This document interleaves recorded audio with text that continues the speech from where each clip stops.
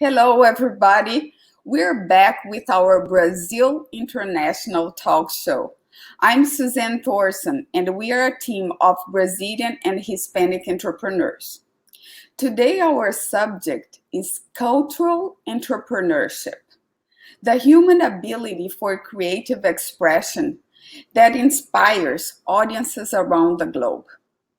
Our objective today is to share how cultural products and activities have an impact on the growth of the United States economy, particularly South Florida.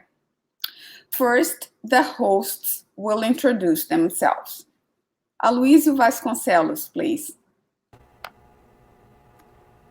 I am the chairman of the Brazil International Foundation, and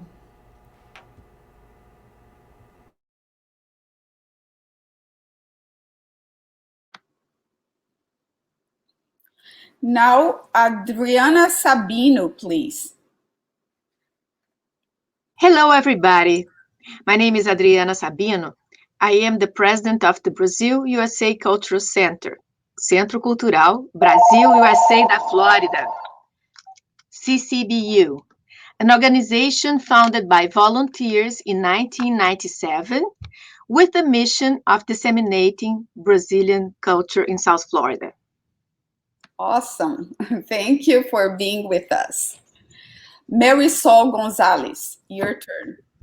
Good afternoon. My name is Sol Gonzalez. I'm the CEO for the Hispanic Entrepreneur Initiative, and we are based in Boca Raton, Florida.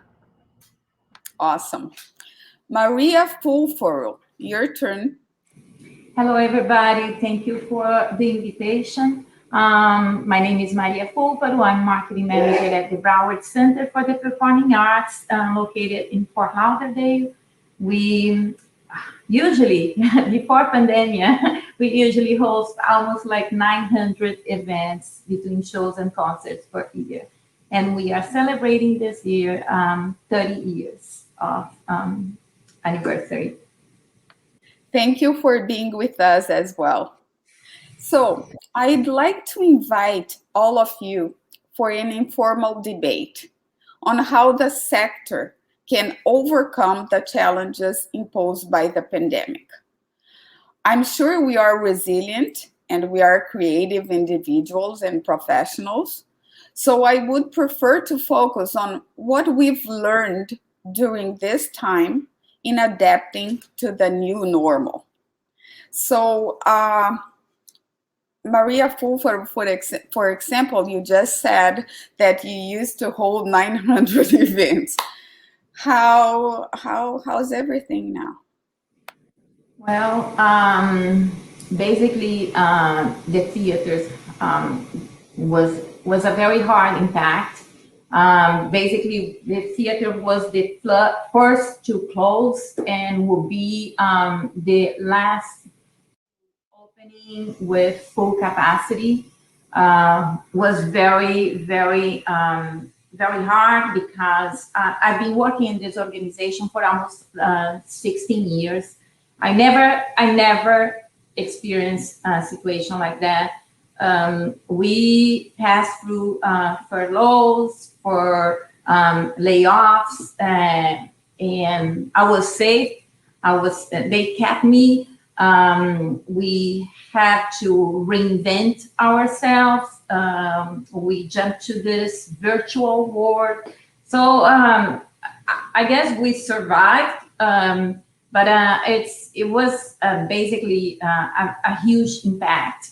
And let's see, we right now working very hard for this full reopening process. Yes. No, it is so real. I think that no one was ready for what happened. Uh, Thankful, like, for the government, and, like, that provided some support and grants and whatever. But it has been really. Adriana, would you like to share with us a little bit how you see, what you think that you learned on this time besides the virtual world? Your mic is, no, you're muted. You have to click. First of all, we learned that we are very resilient and we are very creative and we had the capacity of adapt quickly. When March came and then April, we saw that the things were turning very bad. Our events were mainly presential. So suddenly the Centro Cultural, CCBU, was gone into space and was about to disappear completely because our members, we are a member-based organization, couldn't see us. We didn't have programs. So we did what the majority of the planet did. We went online. We had to learn very quickly how to operate Zoom, how to create programs online. Our first step was to create an online program, much like this one, but live. So we went live with the series of CCBU Lives, where we invited special guests to discuss interesting themes. And we noticed that we were reaching much more people than with our presential programs. So we discovered this incredible possibility, not only by interacting with more people in the lives, but also being able to invite people who were not in Miami or South Florida, people from Brazil, from France, from wherever you could find someone with an interesting a theme or an interesting thing to say. So that opened a lot of opportunities. So in the second semester, well, we also did the following. We were doing a book. We had begun doing a book about the Brazilian contributions to Miami. I don't know if you realize that Miami is maybe the city in the United States with most elements, Brazilian elements, totally integrated to the city. It goes from architecture, from urbanism, like the Biscayne Boulevard, like the facades of the Bacardi building, like projects all around town, like art, urban arts, and then gastronomy, and then music, and dance, and language, and the Brazilians themselves. So we were in the process of doing the book, but we were dragging our feet. So when the pandemic came, it was the perfect product to finish, publish, and deliver.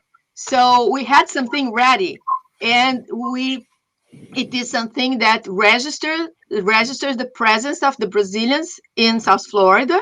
I think it's a milestone in the history of the Brazilian diaspora around the world, and we published it in the second semester. Also, we noticed that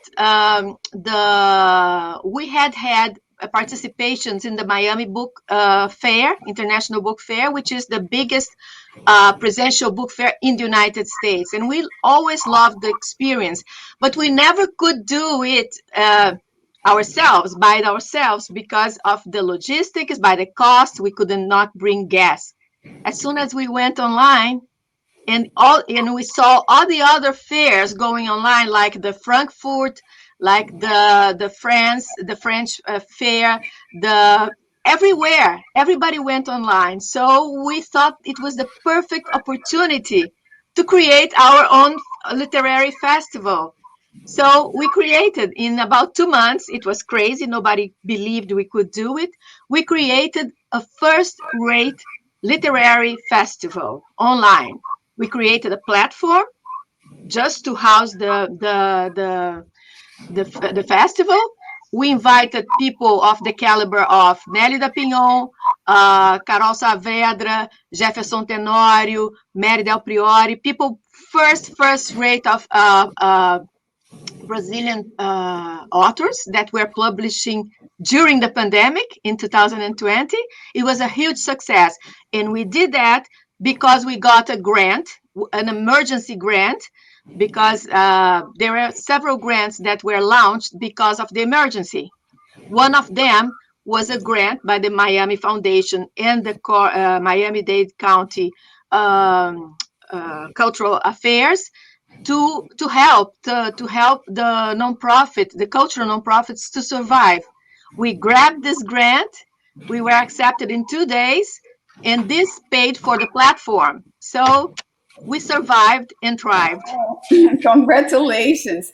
Yeah, no, Brazilian Beat, for example, we got all our events canceled from, March through November. And at the beginning, we were, as you're saying, like we didn't know how we could, But then I noticed, for example, that there were a lot of colleges offering education online, and even like with certificate and everything. And I said, it's the perfect time maybe to do a business writing course, to learn more art. And I think that everyone that wanted to research could, get out after better than when we came in. So I totally agree with you. I think that not only we had grants and other things going on, and also we had to be creative. So what we did in Brazilian Beat is that, okay, we offer live entertainment for events, but events were not happening, right?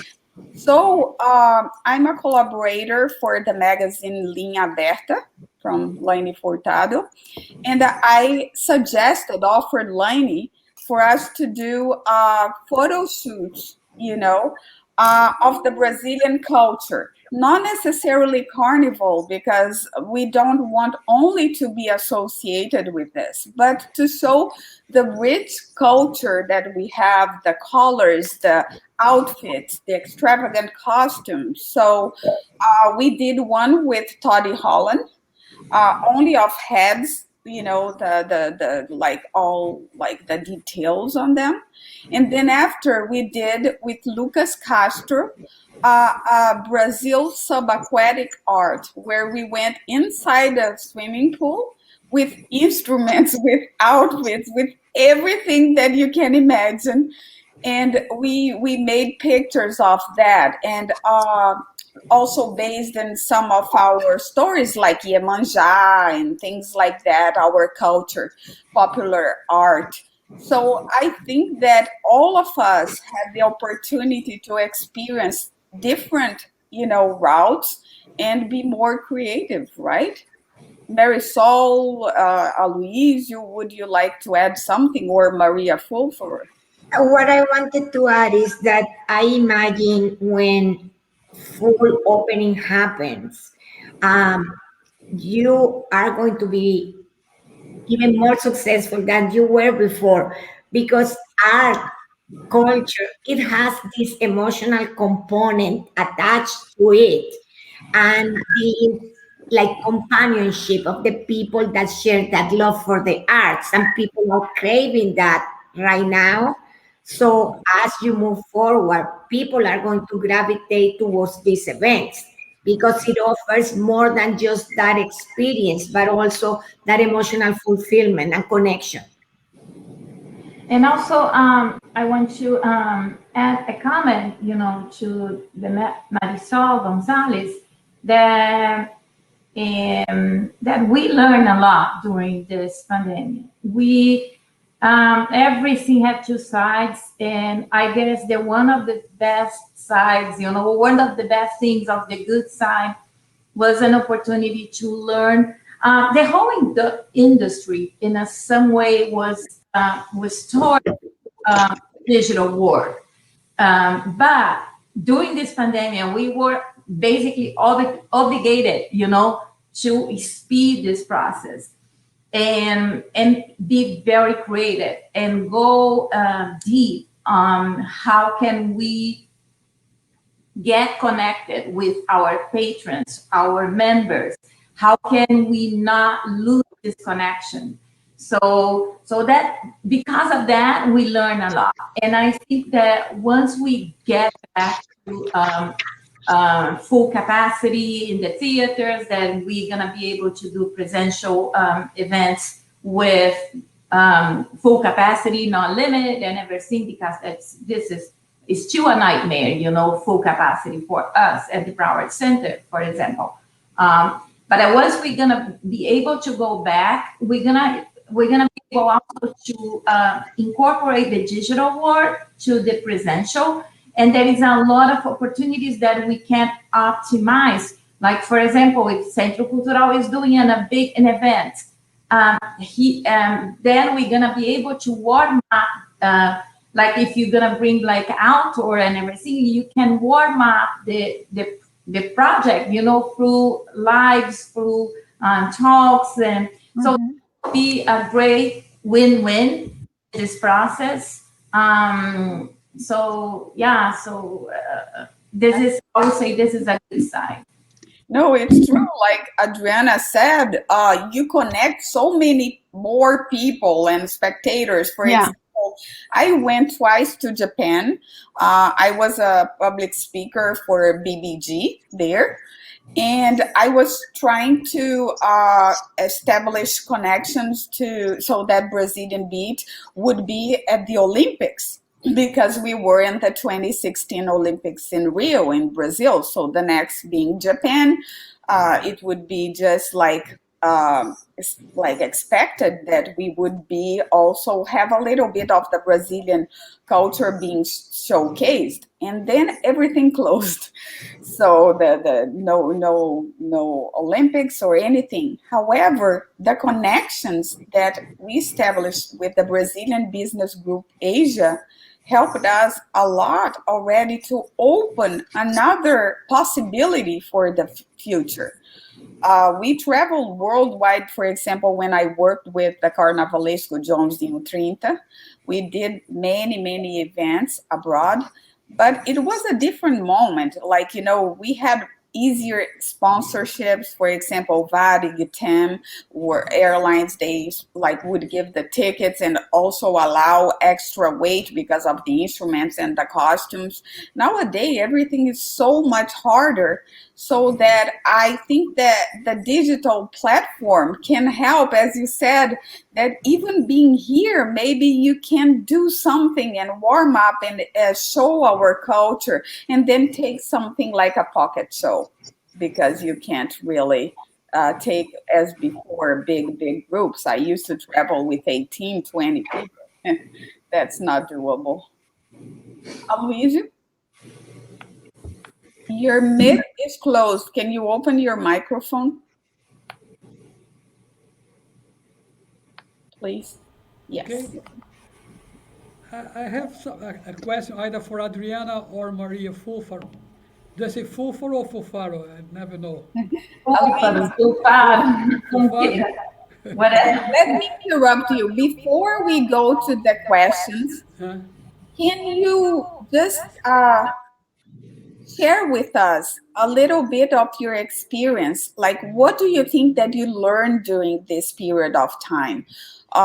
Anything else you would like to add before we go to the questions? Are you talking to me or to Maria? No, to you. To you.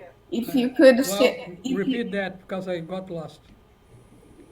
what I asked is during this period that everything has been closed and lockdowns, or that we had to learn again how to be in this environment and to create a new normal.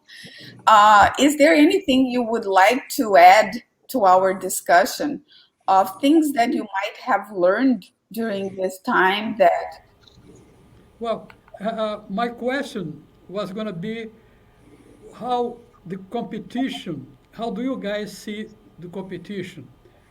If new things happened, how they compete with you guys. You are in the same area, but you have different approaches, of course, because of the institutions you represent. So I'm not in the cultural business, field? so I don't have this answer for you. But what do you think, Adriana? Did you feel some kind of reaction from the competition that it's useful to learn about, to copy? What do you have any comments on this? The first part of the pandemic, around the mid of the year, I think it flattened the competition because everybody was taken by surprise. Everybody was in the same situation, panicking. So, and nobody knew very well how to operate online.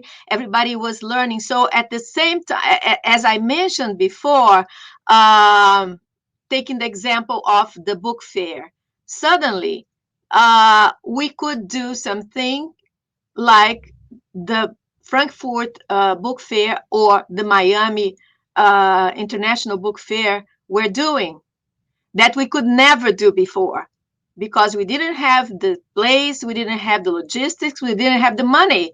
But suddenly everybody was online and that flattened the competition.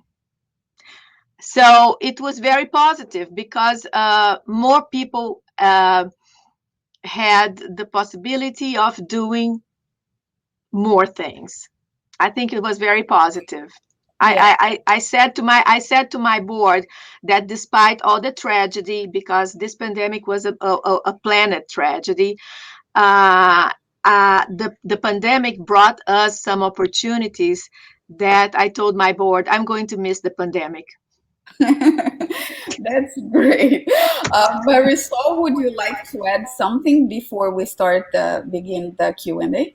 I would just say, even though I'm not in the cultural sector of entrepreneurship, I about the lessons of the pandemic is we all learned that we are capable of much more than we knew, and regardless of age, we can continue learning and adapting. And I believe it as we move forward, we move with more security on what we can do. I really believe people did an amazing job at adapting, at pivoting, and the industries that were more successful were the ones that were able to do that. So that was the biggest lesson for me. I have issues with technology. I'm not the most technology savvy person, and had to learn to use all these media to communicate, and was able to do it. So see, it was a surprise, but a good surprise. Exactly. No, and the Arts and Economic Prosperity Report, for example, demonstrates that arts and culture are important contributors to Florida's economy on the order of 4.7 billion annually. So the non-for-profit arts and cultural industry also supports 133,000 jobs and returns nearly 500 million of revenue to local and state government. So we have a presence there, like we generate jobs and everything. So I think that we have to move on. And I think that um, how can I say, the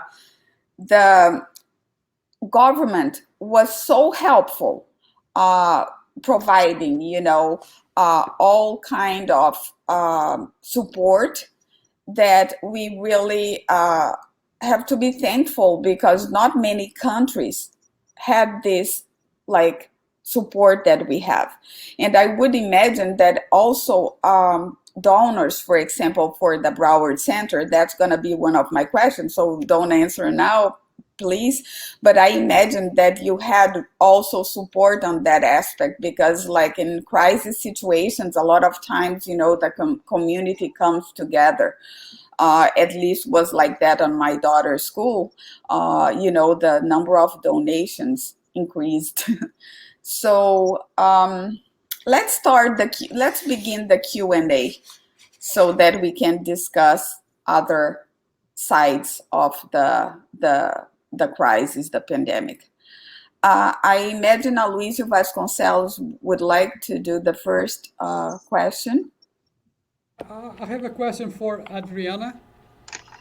Uh, well, we understand that you have many years of experience in the development of Brazilian culture, events, and activities in Florida and I could say the world. Considering that governments, with few exceptions, are not the best partners in the widespread of culture, what are the basic steps to be followed by entrepreneurs willing to grow their artistic business between Florida and our countries of origin? And I extend this also to some extent, although it's not your field, but to the Hispanic countries, if you can say something about, because we are getting closer and closer to the Hispanic group here in our county. Okay, first of all, that's a very interesting question. I believe you are referring to the Brazilians who are here in South Florida and want to showcase their culture, the Brazilian culture. Is that correct? Am I correct, Aloysio? Uh, Is that your question? You are asking about how to. I imagine he's with a Ah, technical no, issue. okay. can you hear me now? Yes. Okay. Yeah. No, I just want to agree with you. Your feeling is correct. Okay, so if you are a Brazilian here and want to do Brazilian culture events, well, first of all, let's see the kind of events. If you are in music or dance, or I believe you can look for partnerships and offer your services to other culture organizations and you know. To universities or schools and all that. If you are a cultural organization like we are, a nonprofit, I think the first step is to become an organization, a nonprofit, because that will facilitate access to grants. And grants are very important to survival and to make your uh, projects thrive, your projects come to life. And I will disagree with Aloysio when he said that governments are not the best partners. At least here in South Florida, here in Miami, where we are located, the government is a very, very good partner because Miami understood the importance of the cultural industry. And like a few decades ago, Miami decided that it would become a global city known in the world by arts. So, and the city began really to change and be perceived by the rest of the world when first Art Basel came to town. Art Basel was Miami was the first city outside Basel in Switzerland where the very important art show Art Basel came. So that was a game changer. And you can see when the casino industry tried to come to Miami, the people got together and said, no, we don't want casinos. We want art. This city will grow and will be known as a metropolis by the arts and the culture. And that's why the government, the local government, has so much interest in partnering with organizations, with cultural entrepreneurs. So government here is a very, very important partner. They give a lot of grants. And if you want to showcase your culture, you just create a project that shows that your culture will enrich the local community, because this community is very much open to all other influences and cultures. So you can show to the government or to private foundations like Knight Foundations, the Miami Foundation, that you have a project that will bring some value to the community, you will get a grant and you get a support to develop your project. So that would be my first recommendation. Make a incorporate your company so you can apply for grants and look for the grants, because there are grants of all kinds. Look for the grant that suits your project. I'm sure you'll find one. No, you're absolutely right. I think that South Florida really supports diversity, right? So right now, for example, we will have a show now that's starting to open at American Heritage School. We have 3 shows there on the same day. They divided the kids in 3 different groups so that they can keep social distancing. And exactly, they want to show all the other cultures that we have here. Here is really a melting pot, right? So I totally agree with you.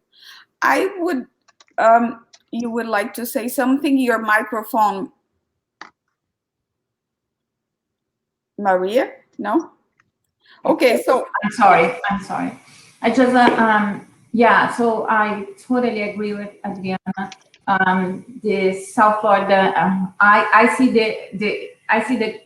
the state and the governor as a great partner of culture. I have experience for both sides as a marketing manager and working at the Broward Center. We, even right now, in a very difficult moment, we just got grants for our social justice and programs that we are creating. We got grants for our sensory-friendly performance, because this is a program that we present and create programs for kids and individuals under the spectrum of autism. So we have specific programs. There is so many grants, so many, but the thing is, it's a very tricky, because you have to study, you have to, it's not something very easy to apply. They require a lot of study, requires a lot of, training. And that's why I have some people, specialized in grants. But anyway, I think we have so many opportunities here. She just mentioned about Super Bowl. You mentioned about Brazil, and we lost Basel. The South Florida lost Basel in the beginning of the year. It's kind of our Super Bowl for the city. We lost not just the Basel, but we lost 2025 satellite fairs that comes to the Basel was like a huge impact to the city, almost like $60 million of impact to the city losing Basel. But we still see a lot of efforts from the government to support arts organization. And as I'm also co-founder of an arts organization called the 55 Project that we embrace and create opportunities to support and to promote the visual arts and Brazilian artists. And we just got, we founded in 2018, and we just got our 503C. So we're super happy because now we're gonna be able to apply for the grants as well. So I think this South Florida is a very, very friendly or space in Environment. terms of, to work with organizations, arts organizations. And I agree, this is a place that wants to be branded as a cultural arts, With open to diversity and Yes. all. Marisol, I guess you have a question. Yes, through the Hispanic Entrepreneur Initiative, we also have some people that are in the arts sector. We have Latin American art represented as one of our organizations, the Box Gallery, and one of our the most successful event we had last year virtual was when we interviewed Isabel Allende. We had over 1,000 people connect either virtually or watch the recording of the show. There is a lot of interest, and like we said, art is also a source of income, creating businesses, etc. I have a question for Maria. How do you think Hispanic, specifically Hispanic cultural events and artists are represented in Broward and Palm Beach County? Most of the events happen in Miami because, it is logical, but there are a lot of Hispanic people here that would like to be able to go and to be able to support these events. My experience is when we talk about Hispanic community, we have like inside the Hispanic community, we have different communities as well.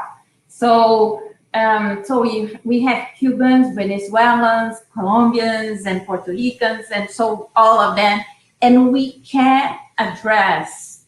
Doesn't mean if we're doing like a Latin show, doesn't mean that I'm doing a Latin show for all Hispanic community. So we have to understand this Hispanic community in order to put a program. But I see the Broward County have a very huge, and it's growing very fast, Hispanic community. Most of Venezuela, most South America community. And Broward Center is being working right now a little bit more in terms of programming, because there is no other way to bring or to get connected with the community and then present a program for that community. And that, because of course everybody goes to the Broadway, goes to the dance and opera and everything, but it's very different when you present like Nella, for example. And Nella is a very Venezuelan pop artist, and we did that last year, and we got very successful event. We have like a full theater, 600, almost like 600 people, and most of people that really likes like South America's, most South America. So it's all about to present more programs, get connected. We have a very good relationship with Univision, with Diario Las Americas, and How Media. I'm a media buyer, so I try to be very, very strategic. I think that's the way people get connected with the organization. It's about to have a relevant program that they can identify themselves or get excited with that. Let me ask something to both of you. Do you think that the Hispanic and Brazilian communities really go to the events that are created with that theme? Or do you think that Americans are the ones that like to go more to get to know? Do you think that we miss our countries and because of that we want to go see a Brazilian event? Or do you think that no, the Americans are the ones that have more interest? Well, my experience, if we present like a bossa nova concert at the Broward Center or one of our theaters, or even we manage also Aventura, I have more South Americans and Brazilians, but I don't have, like, for example, Cubans, they are not, there is no connection between Cubans and bossa nova. So I think that all depends of, and this is very tricky. You really have to immerse yourself inside that community to understand, or like some of them, like Gilberto Santa Rosa, this guy is like Roberto Carlos in Brazil. There is no, so everybody goes because it's more like a national, is a very like, he attracts all kinds of communities. So all depends of every program, every concert, it's a different product. So you have to go deep and trying to understand what's the primary target, second, third, and everything. Adriana, what do you think? You think that Brazilians support our events when they are Brazilian, or you think that the interest is... I think it depends. As Maria said, there are certain events, especially when there are some icons. We had 2 years ago Tribalistas, which is a very known group in Brazil. I think it was 99% Brazilians in the audience. Everybody singing and dancing and jumping on the seat. But for instance, cinema, movies. I think there was a period when the majority of the audience were not Brazilians for the movies. For the Brazilian movies, were Americans. It was very interesting. So it depends on the program. It depends on the appeal. I don't think, for instance, that Brazilians would go to a bossa nova show, but they would go to a more modern music show. I think it has more appeal. I think I went to a bossa nova show at the Ventura Theater. The majority was American. There is no question about it. Yeah, Americans love bossa nova. And for Brazilians, it's old music. It's not, doesn't get the appeal. You understand that it's a Brazilian jazz, something that very elite people like, but it's not a music that appeals. So it depends. People will go to Tribalistas and will not go to bossa nova. Yeah, it's interesting. For example, Brazilian Beat have been doing quite a few fundraisers, and I'm really surprised to see how Americans are really getting into our culture. Like they like. Last fundraiser was right before the pandemic hit and closed everything. So it was on February 2020. Was to Florida Atlantic University. Was an event of Brazil International Foundation and Brazilian Business Group supporting.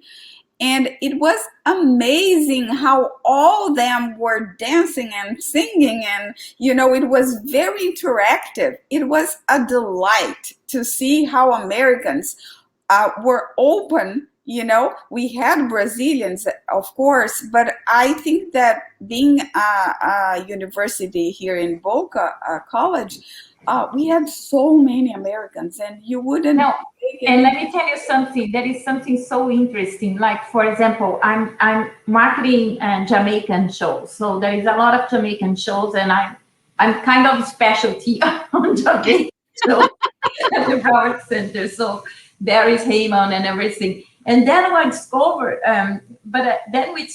that Jamaicans love Kenny Rogers. Can you believe?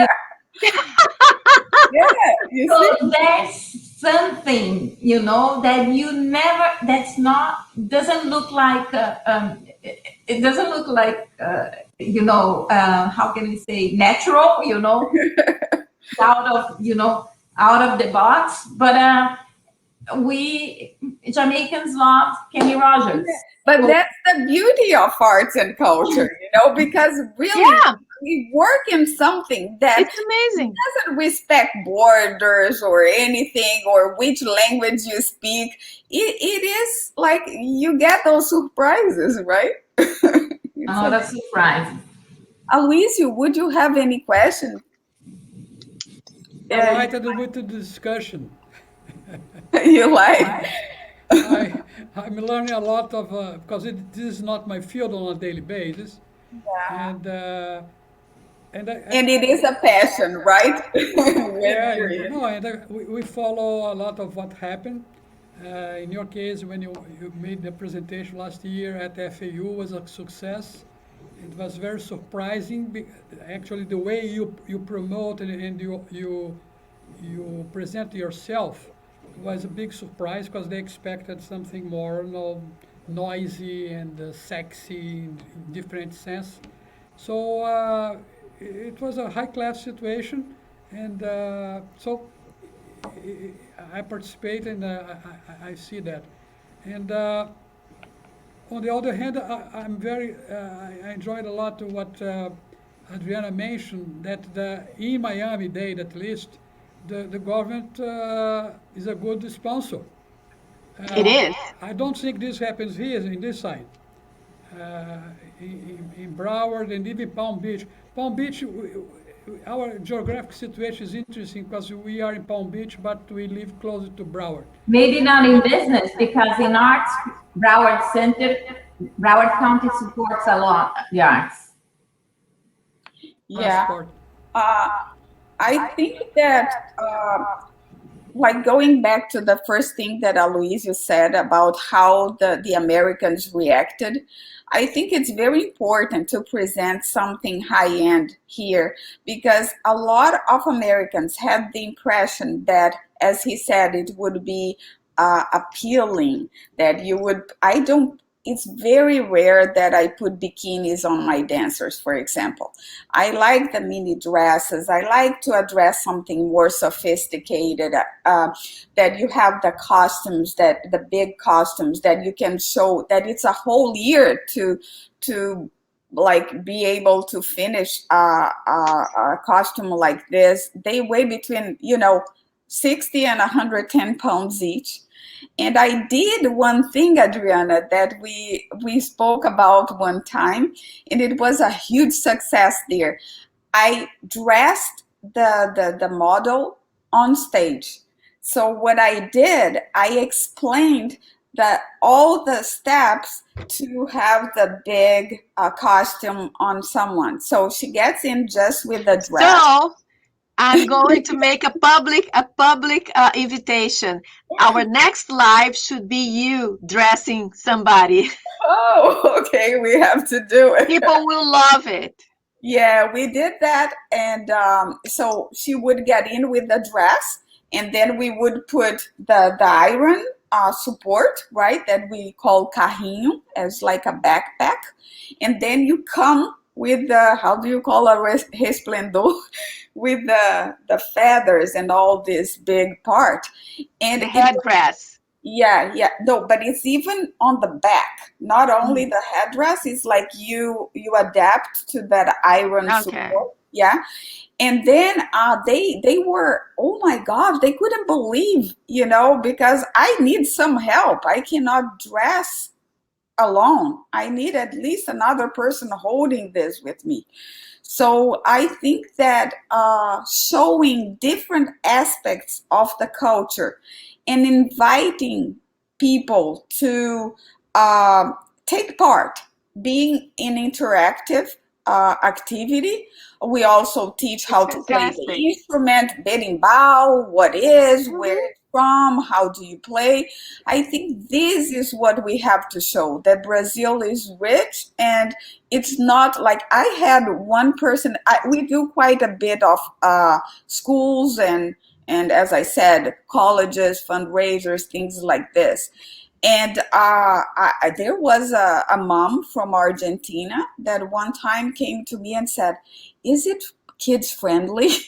Is it okay?" Like I said, "Yeah, completely." And after we did that event, we did a fifth grade graduation a party at the yacht club here in Boca Raton for St. Andrew School. And we had also a 12-year-old birthday party that the kid asked the mom to have as the attraction of her Wow. birthday. And we would never expect this. But then we did kind of a workshop with the girls, how to do samba and all that. And like at the end was this huge party. So it's interesting to see that, what you think that only would be for theaters, for adults, for bars and restaurants. No, kids are enjoying as well. Marisol, would you like to add something to the Hispanic side? Because we're all Brazilians here, but I don't want to leave you out because I'm sure that you have interesting things to add. Yeah, well, again, like Aloysio, this is not my field specifically, but I really believe that, like Maria was saying, the Latin cultural expression is so diverse because there are many countries represented there versus Brazil. So each one has their own style, their own music, but we have many artists that have transcended their own cultural background and have become international. So here in Boca Raton, something interesting that happened before the pandemic, now it's before and after. Um, there is a small place called Boca Black Box. It's a small theater, and they had identified the Hispanic community here. They wanted to see shows where they didn't have to travel to Miami and they could go on a Saturday night and they created these Latin Thursdays. So on Thursday nights, all the Latin community knew that there would be a singer, an artist, as I think even a stand-up comedy that was Latin.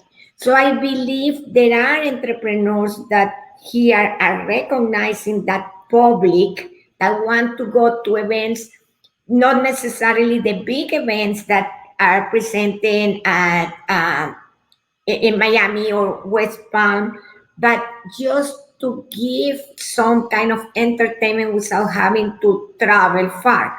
I believe there is a public for that, and there is a need also. So I encourage everybody to give the opportunity for Hispanic festivals of the arts, movies. There is a lot of artistic expression there that we would love to see. Yeah, it's awesome. We performed at the Boca Black Box Theater. It's a good venue. Yeah. It's a little hidden, the place, but once you know and you go there, it's so pleasant and all.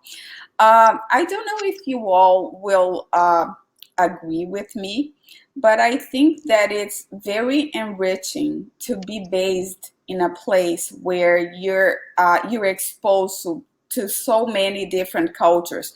I think that this also makes our creation, our job more interesting. I'm gonna give an example of what Adriana was speaking about Miami Art Basel. In 2016, we were invited to perform at a party of Danilo Di Michele. He works with Donatella Versace. So they were having a party at the Miami Arts District, Design District, right? Mhm. And you won't believe what they wanted. Like I had one model with a huge extravagant costume as a greeter at the entrance, However, the music playing was not Brazilian, was not samba, was really like techno or whatever. And she would just, like move like that, and everyone wanting to take picture. So didn't associate really the greeter with Brazil. So it's interesting how all this can come together, as I said, on a big, like a melting pot. What do you girls think, ladies, that are in the area? That was the reason we published the book Brazil in Miami, because let me get the book here to show you, because it's so well integrated that people don't forget it comes from Brazil. It just blends in and becomes something local. Because what is Miami? Miami is it's a lot Cuban, but it's also Venezuelan. It's a lot Colombian. It's a lot Central America. It's a lot Brazilian now. So, and everything comes together to make one personality that is Miami. That is a party place, a happy place full of interesting things going on all the time. Eu queria só, eu vou me despedir, porque eu tenho com o Miami City Ballet agora daqui a You minutinhos. have to go. Oh my God, no. Yeah, I'm sorry. Yeah, I have to go because I have a meeting with Miami City Ballet in 4 minutes, but I just like to comment and leave you guys. Thank you very much for this opportunity. But I think that it's very cool, South Florida. I love it. I will not change for anything. Go to New York and everything, but I love South Florida, especially because this diversity make us so. This is so good for us because especially for us Brazilians, that we have a very. We born with this, connections with all communities. So and also another thing that I really would like to highlight it, and how many Brazilians are part of the big organizations, like how many Brazilian dancers are dancing in Miami City Ballet, how many we have Brazilians all over the place, generating and spreading culture. And so I think I'm super proud of my community here, very proud of this. I think this idea, Adriana, your book, it's amazing because it's a document that people have to, it's just to remind people how Brazil helps to build South Florida, is part of South Florida in some way. But anyway, so thank you very much for having me here. And I hope you guys have like a successful with the other shows like this. And thank you so much. And I hope that soon the Broward Center won't be in limited capacity and that you come. Well, we already have our Broadway announced, not just us, but Art Center and Private Center. We're gonna come back with Frozen, Pretty Woman, Cats. So amazing Broadway season. And I hope, our high hopes for be backed with full capacity in October, November. Okay, great. Wonderful. We are, reinventing and everything. Okay. Bye. Thank you. Here for you. Okay, so you can just leave the studio, and we will still continue a little bit. So yeah, that's it. Would anyone else have questions? Marisol, to Adriana, before we end? No? Adriana would like to say anything, or? No, I just want to thank you for inviting me, the opportunity of talking a little bit about the Centro Cultural Brasil USA, about the book, Brazil in Miami. Oh, awesome. About our beloved South Florida. We all love South Florida because we feel so good, so welcome here. So thank you so much for having me. No, it's our pleasure. So thank you, everyone. This is the end of our show. It was a pleasure, as always, having all of you with us. And we will be back always on the first Thursday of the month with a subject of interest to our Brazilian Hispanic communities. And you can see the recording will remain accessible after the first Thursday of the month on the YouTube channel of Boca Tribune.tv. You have on your screen the link, so you can access at any time. As Adriana said, it's good because it stays, right? Yes. So you can have more people seeing. And again, thank you. And art is our passion, and we just want to keep doing what we love and spread a little bit of our cultures into an amazing country that we chose to live. Thank you. Thank you. Thank you. Bye. Bye.